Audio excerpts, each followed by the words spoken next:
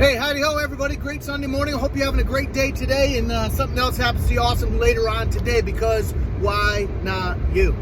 As I'm driving this morning, I'm thinking about one of my favorite shows of all times, Little House on the Prairie. Now, if you're under 40 years old, you probably have never seen or ever heard of Little House on the Prairie, and if that's you, get on there somewhere, look it up, watch an episode you'll love. Little House on the Prairie is a story of adapted from a book of I believe Laura Ingalls Wilder. She moved out to the prairie with her family and just their whole story. And I think in the 70s and 80s it was a TV show that we watched religiously at the Hughes family, and we loved it.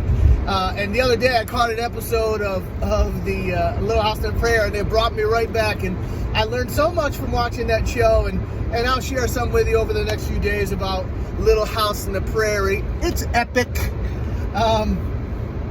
But this particular episode was Charles Ingalls, who was the main character and the dad of the show, played by Michael Landon. He was in there, and they moved out to the prairie with his wife and his 3 kids, and they were farmers, and so he started to kind of build a life there, and he went and he planted wheat.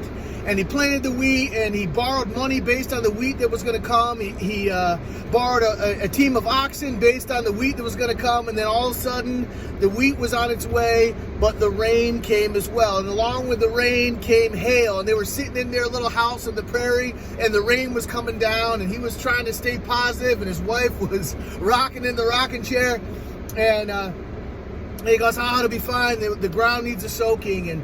And then he started to worry a little bit. He said, "Well, hopefully it doesn't totally soak the ground so that the wheat gets ruined." And then the next thing you know, it started to hail, and hail's no good for wheat. And the hail came down and totally beat down all of the wheat, and it was a total loss, so he thought, as far as his crop goes. And so he was trying to be like we are sometimes as men, trying not to show worry in front of our spouse so she doesn't worry too.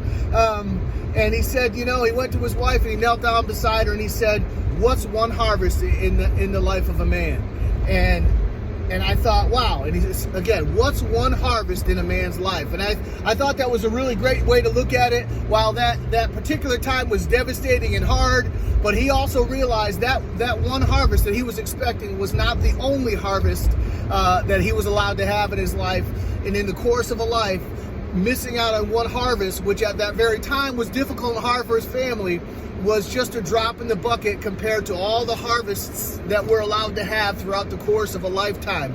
So I thought that was amazing perspective on the part of Pa Ingalls, and something that we could all take on ourselves, that as you go through life and you're building a harvest and you're expecting these things to come in, sometimes they won't roll in the way you want them to. But if you measure that one harvest against the lifetime of harvest that you're allowed to have, and to remind yourself that one harvest is not the only harvest that you're allowed to have, that will frame your perspective a little better, to allow you to keep going and to dig back in and to get after that next harvest that's right in line for you. I hope that helps you. One harvest is not all you get, so get out there and max out your situation today. Peace.